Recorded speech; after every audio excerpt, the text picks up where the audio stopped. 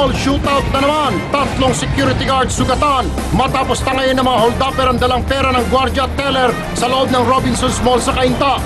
Kalahating milyong piso na itakas. Sa aksyon exclusive, manlolokong LPG refilling station sa Cavite, bistado ng News 5. Mga tangke, kinakalawang na, kulang pa sa timbang.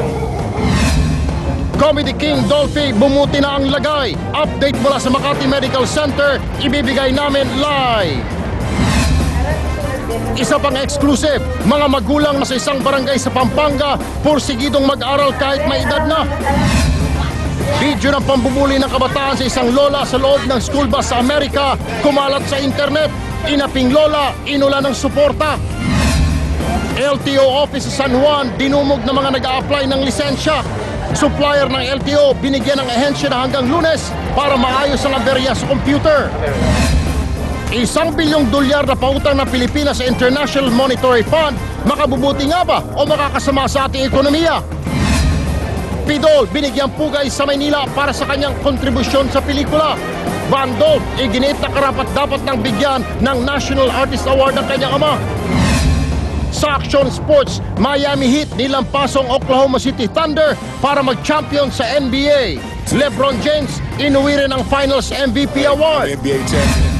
At Pinoy na pintor, literal na dugo at pawis ang puhunan. Yan ang una kong gawa noon.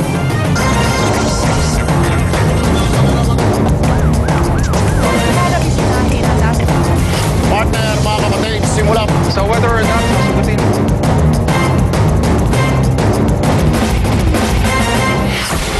Magandang gabi, Pilipinas. Araw po ng Biyernes, ika-22 ng Hunyo 2012. Ako po si Erwin Tulfo. At ako naman po si Cheryl Quasim. Partner, mga kapatid, nagkaroon na naman ng barilan sa loob ng isang mall.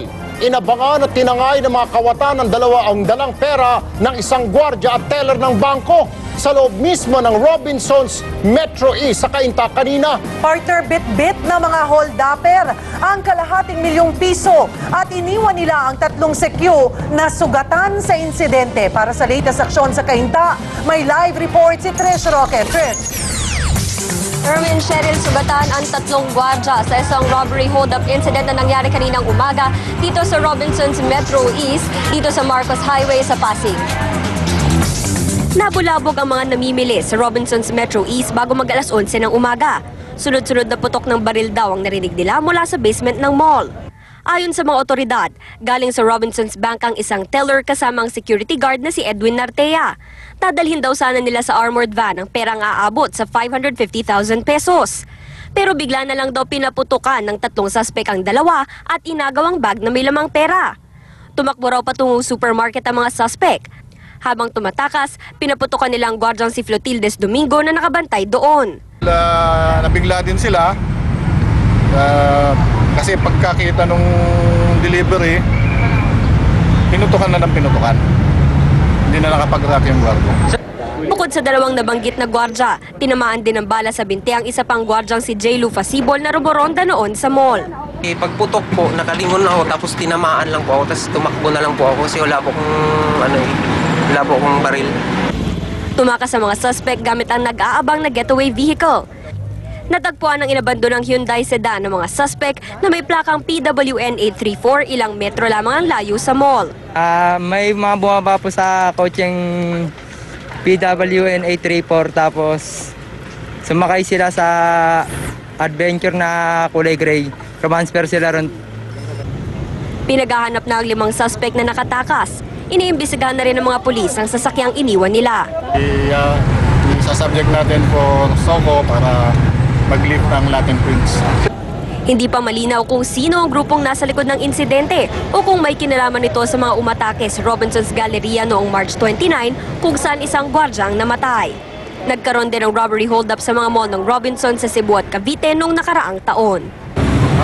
Inimbestigahan pa natin, tinitingnan natin yung pangyayari at yung mga duties nila doon at yung mga positioning ng mga gwardiya at yung mga actions nila. Balik na sa normal yung operasyon nitong Robinsons Metro East simula pa kaninang bandang alas 3 ng hapon. Pero meron mga ilang establishmento dito sa loob ng mall na nananatiling sarado. At hinigpitan din yung inspeksyon dito sa mga taong pumapasok at lumalabas ng mall. Samantala, Erwin, Cheryl, hinigpitan na rin yung seguridad nga dito at hinihingi na rin ng mga polis yung CCTV footage nitong mall para naman makatulong sa kanilang investigasyon. Erwin, Cheryl? Maraming salamat sa iyo, Trish Roque, live mula sa Cainta, Rizal.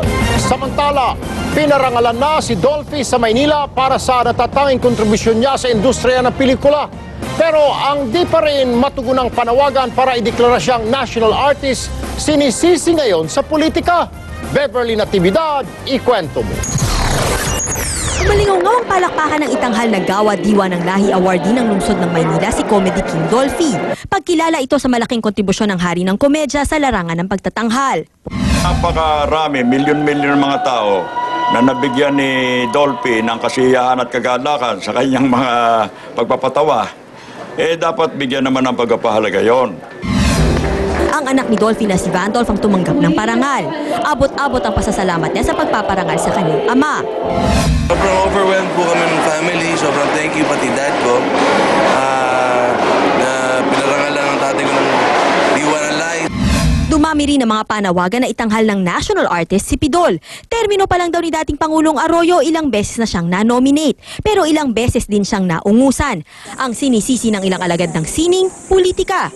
Ang Pangulo raw kasi ang huling magdedesisyon kung sino ang itatanghal na national artist. Hindi lang si Dolphy, hindi lang si FPJ, kundi lahat ng kumukontra sa administrasyong GMA ay kahit papano parang kinakante o pinaparusahan. Sabi pa ni Cortez, inuuna rin ng NCCA mga kandidatong nasa takip silim na ng kanilang buhay. Pero sabi ni Cortez, ngayong nasa list of nominees na ulit si Dolphy, ibigay na natin, igawad na natin yung karapat-dapat na igawad kay Tito Dolphy at ihirang na siya bilang isang national artist. Kwento naman ng dating executive director ng NCCA na si Cecil Guidote Alvarez, pinagtalunan na noon kung matatawag nga bang sining ang ambag ng Comedy King. Any evaluation, merong pros and cons. So, yung mga cons, matindi ang pagkakon. Pero kung si Vandolph ang tatanungin, hindi na dapat pinagdedebatihan kung bakit dapat itanghal na national artist ang kanyang ama. Siguro naman deserving talaga ang tatay ko for that award. Beverly Natividad, News 5. Hindi raw hadlang ang edad para makapag-aral. Yan ang pinatunayan ng mga katutubong Aita mula sa isang barangay sa Pampanga at ang teacher nila ay ang kauna-unahang lisensyadong guro sa mga katutubo. Narito ang report.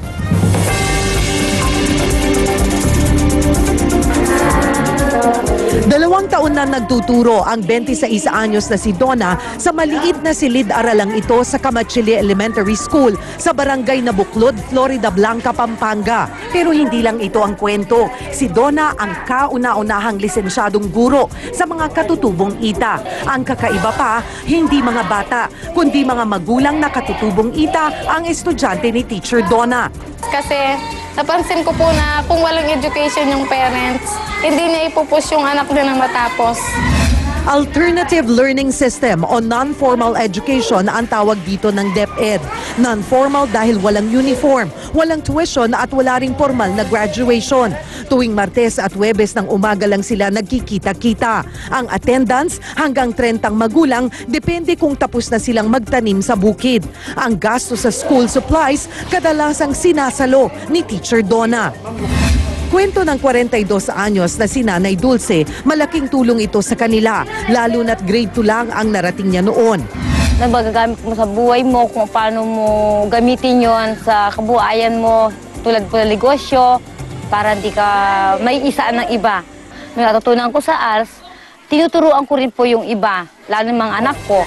3 plus 1. Sa tulong ng Alagang Kapatid Foundation, nagkaroon ng mga bagong notebook, lapis at papel ang Camachili Elementary School. Ang dating salat sa karunungan, ngayon siya ang tagapagtaguyod ng kaalaman.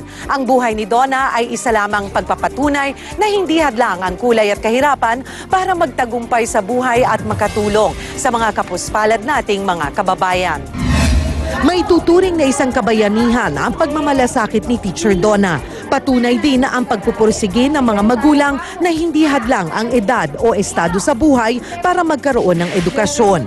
Cheryl Cosim, News 5. Susunod sa aksyon, bistado sa surveillance camera ng News 5. Mga kinakalawang na tangke ng LPG, pinipinturahan lang para magmukhang bago. Pambubuli ng mga kabataan sa isang lola sa school bus sa Amerika, huling-huli sa video.